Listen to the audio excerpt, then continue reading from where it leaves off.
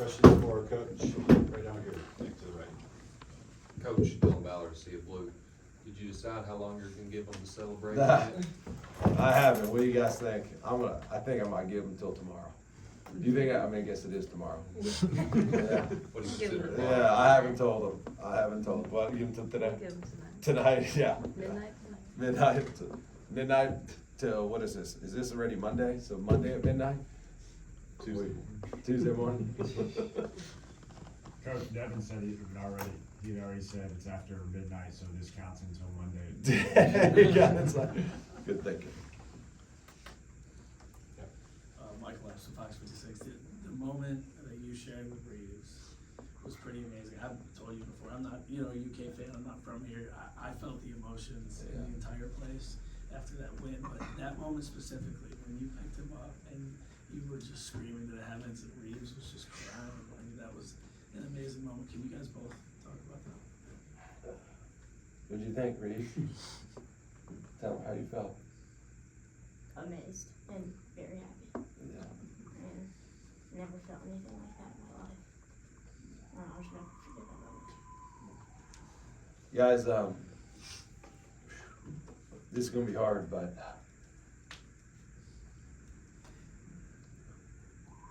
I wanna get real with you guys.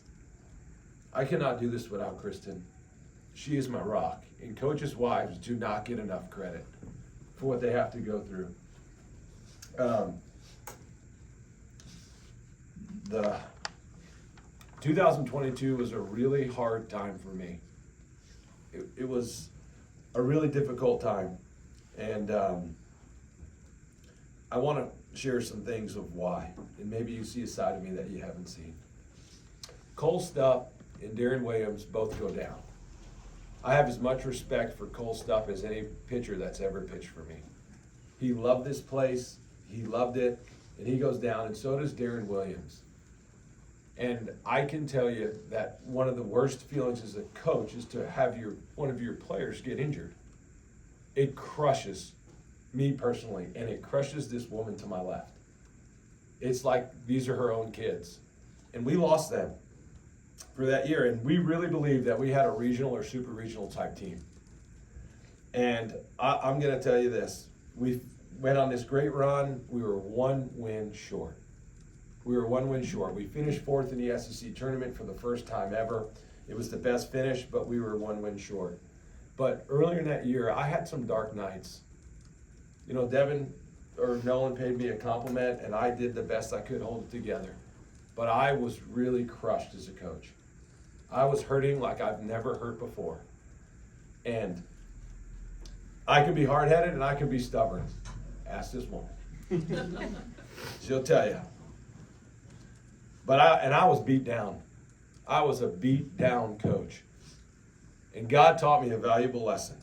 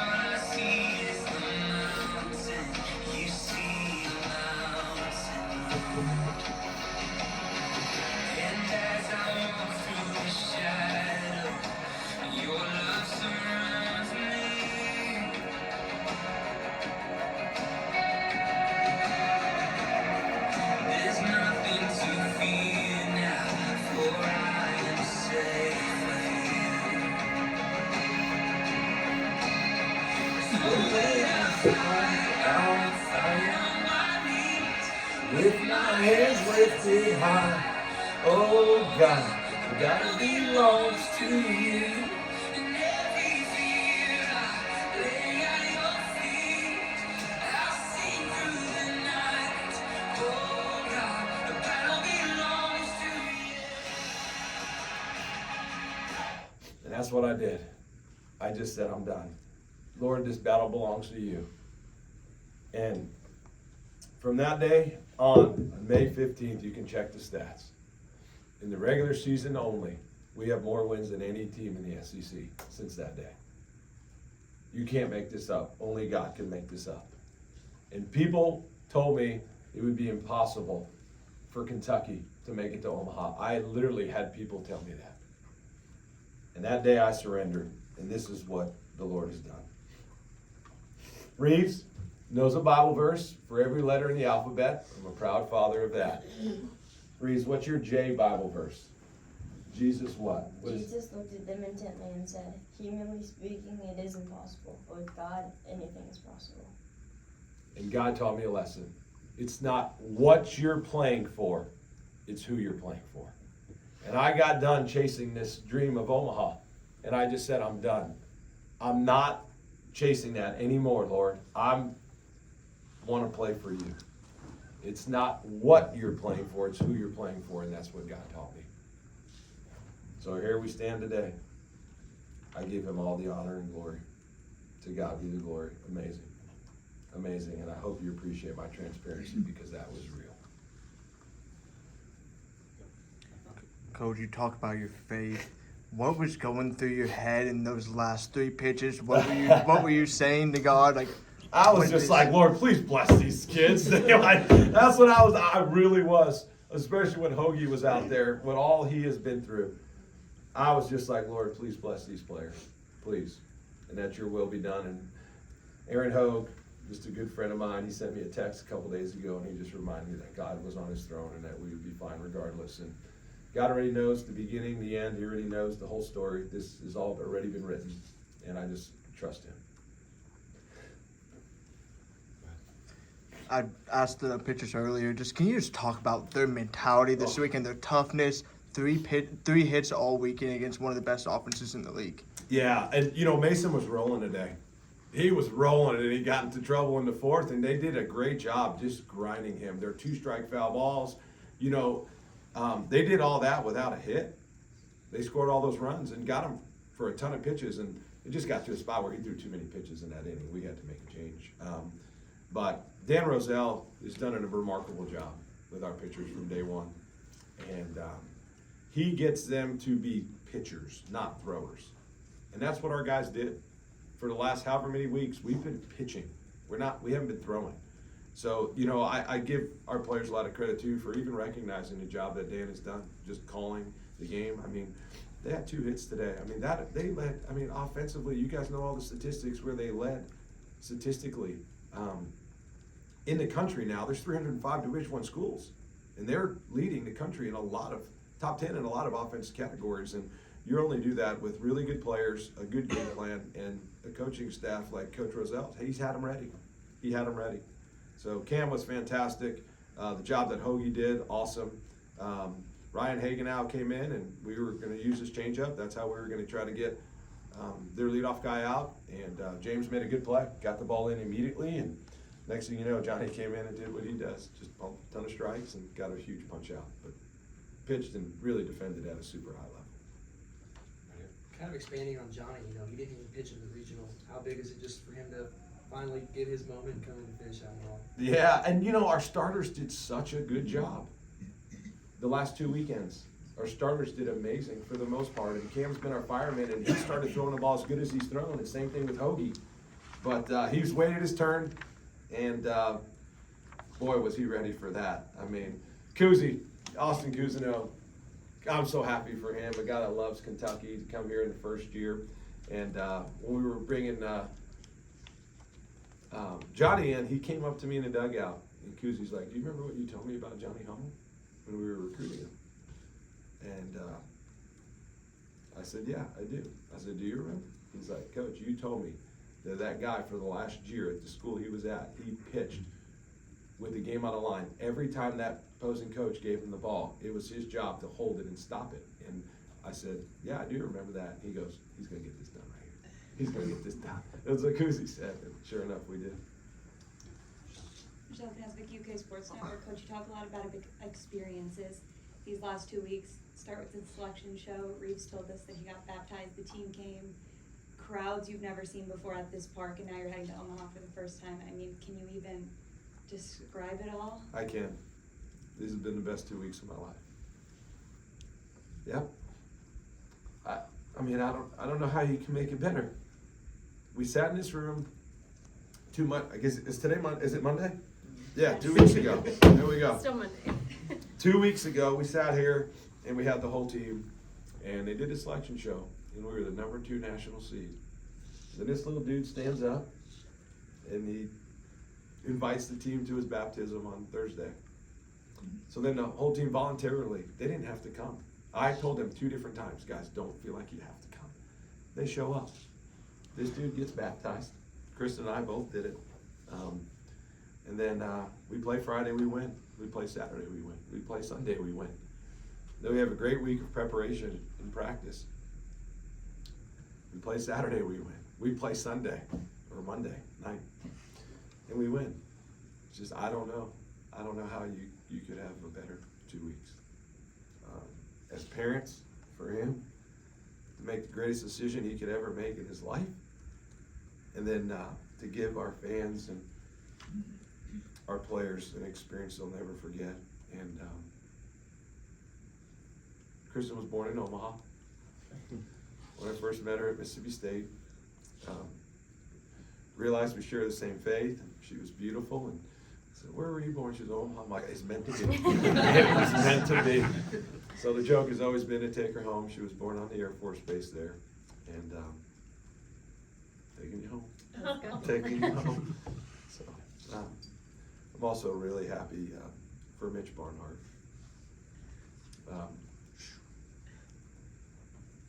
Guy has done amazing things, not just for our baseball program. If you guys really, I hope you guys have,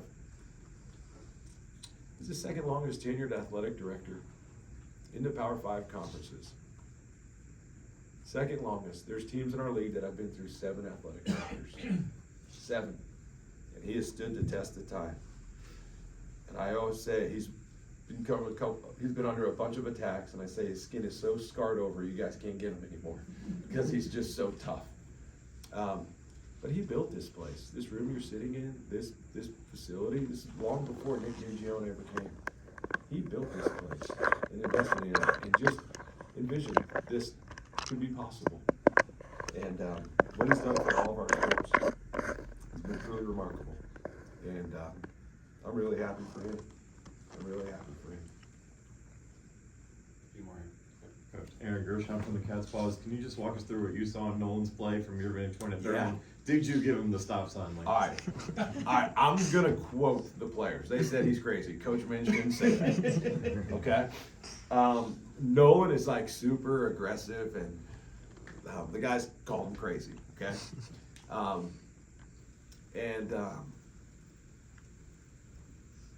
Nolan is the guy that wants to do this, make the special play. Okay? I was telling him to stop verbally, okay? Not physically, but the game was in front of him. And I'm happy he went because he saw something. And we allow our players to make decisions on their own. This was different than like a base hit or something. The play was actually in front of him. When there's a play in the outfield, the play's behind him. But this was a play that was in front of him. And I said this in the ESPN interview after the game, that easy coaching is just sitting there doing nothing. You don't bunt, you don't steal, you don't hit and run, you don't do anything. Really, that's actually easy coaching. It's hard coaching to try to get guys to do the fake bunts, the slashes, the hit and runs, the hit home runs, the battle with 2 strikes, like to put plays on. It's hard. But we have allowed our players to play with what I would say brains and guts. It takes brains and guts. And we allow them to make mistakes. You've seen it all year. How many times have they tried to take an extra base and get thrown out? How many times have they tried a ball in the dirt and they get thrown? But we allow them to play aggressive. And we believe that when you do that, you put pressure on 18 to 24-year-olds, you're going to get them to make a mistake eventually. And it's hard on them. And I'm glad he went, and he did the Superman dive. Like, he was going to do something that it was going to be like, you know, it was like a Nolan McCarthy moment. You know what I mean? And so, yeah, I was telling him to stop, but I actually had my back. It was actually, roles were reversed. I saw the catcher catch it, but I didn't see the pitcher, but he did. And I thought it was a great play. If I can follow up real quick, is he okay? I know he came out of the game. Yeah, he said I give him a lot of credit too, because he kind of tweaked his hamstring on that. And he basically, during that pitch change, was like, Coach, I'm getting tight. I cannot make a play right now. Yeah. And he actually took himself out, which is really, really smart and unselfish. He's like, Coach, I can't make the plays that the game's gonna demand. And I was like, okay, you wanna come out? He's like, yes, I do. And Ty Krittenberger was ready. Like, that guy's always ready. He's preparing for his moment. He's always ready. And yeah, so he was honest with that, so I was proud of him for that. Nick, you mentioned earlier that someone had literally told you you can't make it to Omaha through Kentucky. Looking back on that, was there ever any thoughts that crossed your mind, maybe they're right, and then how did you overcome that? Yeah, I fell in love with this place. In the summer of 2005, John Cohen gave me the opportunity to come here. And I came from Embry-Riddle. I was at NAIA school, and we had been in College World Series 3 years in a row. And really, we had to come from a program where you just won, that's what you did. And that first year, we won the SEC. And it was an amazing experience, and we hosted our first ever regional. And I saw how the people just rallied. We didn't have big crowds originally, and then we started winning, and the people started coming to the games. And that's when I fell in love with Kentucky. And this is the place, you've heard me say this over and over, this is the only place I wanted to coach. And Kristen will tell you, tell them what I told you, like when we first met. Sitting, when we were first married, we were sitting on our couch in our 725 square foot condo, and he said, Kristen, I'm gonna be the head coach at the University of Kentucky one day. And I was like, all right, let's have big dreams. Let's keep going, and here we are. And to add to that, when people told us we couldn't make it to Omaha, I said, challenge accepted. Let's do it. Let's do it. See where I get some toughness from? So She doesn't move. no, she does not. We don't move. This Neither does this is a BPN. tough woman. I mean, she is. Coaches' wives, they just don't get enough credit. They live and die on every pitch, every recruiting phone call, every game, every injury. They're in it, and she is in it with us. And I told you, at 22, I had some long nights, and she was right there for me. And so, yeah, how did I handle it? I just through prayer. I'm gonna share something with you guys, since you asked. I'm gonna miss some people, but I believe in the power of prayer. And 3 years ago, Coach Madison challenged me. I'm so happy for Coach Madison, by the way. 25 years to this program. He's been leading our staff in a coach's Bible study for 8 years. 8 years. And 3 years ago, he challenged me and the other coaches to find 7 people to pray for you every day. So I was like, okay. So I found 7 people that have been praying. I believe in the power of prayer. But I went through my phone and I typed in the text messages, prayer, okay? And all these text messages came up. Listen to all these people that have been praying for this moment and for our players and their hearts and souls. Kristen, Reeves prays, Courtney prays, and the BSF prayer warriors. Mitch Barnhart prays, Connie Barnhart has prayed, Keith Madison has prayed, Sharon Madison, Tim Bernal, Shelley Bernal, Mackenzie Willoughby, Kirby Willoughby, Hannah Pollard, Shelby Gatewood, Lee Pollard, Allison Pollard, Aaron Hogue, Jason Cummings, Ryan Arrington, Matt Jolly, Kendall Graveman, Nathaniel Lowe, Austin Neary, Linda Southward, Chris Cobb, Glenn Vermillion, Amanda Mingione, Bo McInnes, his son Clayton McInnes prayed, and he sent me the message that said, this was one of Clayton's, at the time, I think he was 13 years old. He said, Dear Lord, for some reason, we're playing for the Kentucky baseball team. I don't know why, but please be with them.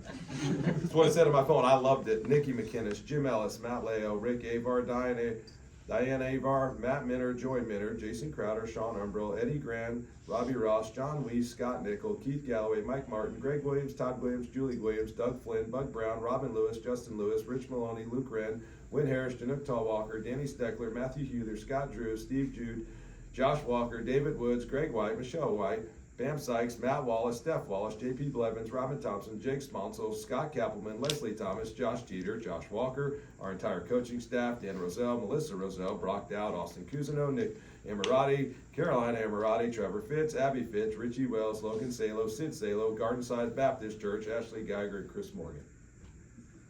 That was 87 times. And the Lord put it on my heart last night. I woke up at 5 o'clock this morning. And I created that list at 5 o'clock this morning. I was like, all right, Lord, I'm going to give you the credit. All those people. So when you ask, did I ever have any doubts? And there was doubts. But I just believe in the power of prayer. And to God be the glory. All those people did.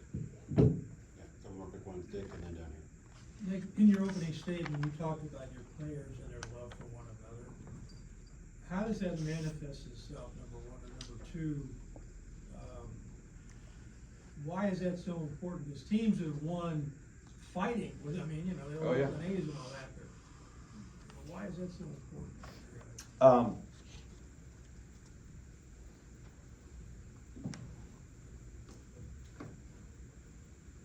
important? We believe that feedback is the breakfast of champions. Okay? And our guys, they do love one another, but that doesn't mean that we don't have internal conflict sometimes. And I've explained to them that that's okay. If we're truly a family, I don't know about your family, but my family was far from perfect. And there was internal conflict. But when you love someone, you care enough to give them feedback. And you challenge them sometimes. You have to. That's what the great teams do, is they communicate at a high level and they hold each other accountable. The hardest part is to get them to hold each other accountable. That's the hardest part. And we often say in our program, the standard is the standard, regardless of what it is. And if someone's not meeting the standard, they need to be told about it. And eventually, when you get to the spot where you trust one another enough and you love one another, you can handle that and you don't get your pride in the way. It's okay. It's okay. And you need to ask yourself, is someone telling me this because they're trying to be a jerk, or are they trying to help me? And if you could take a step back sometimes and go, no, he's actually trying to help me. Well, our team would do that to each other. They would check each other. And we have a saying in our program, there's 6 things that we are not. We don't whine, we don't complain, we don't make excuses, and we're not soft, lazy, and selfish. Those 6 things are not allowed inside our house. You're not allowed to do those things. And they call each other out. Like, that's not inside our house. Excuses, palms up, hey, palms up. He did his palms ups. And it's like, no. And they hold each other accountable. And then after you do that enough and you realize, like I always tell them, I want to check your heart. If your heart is right, then we're good. But if your heart is not right and your intentions are not right, then we're not okay with that. And this team, and the teams in the past, you can see it coming, but they genuinely like love and they trust and they believe in each other. And if you check them, they'll say yes. Mason Moore could tell you a story about Grant Smith not saying a nice word to him and calling him out at Missouri, and Mason thanking him after, like just challenging him, like a real true man challenge. And that's what we've done to this team. It's like every time we challenge him and we give it, we call it a man challenge. It's like we call him out or we try to get him to step up, this team responds. And they respond to each other and they respond to the coaches. And I thought Nick Amorati did a good job of that tonight. Nick called the guys up. He's done amazing. I told you what's happened ever since we put him in the dugout. We have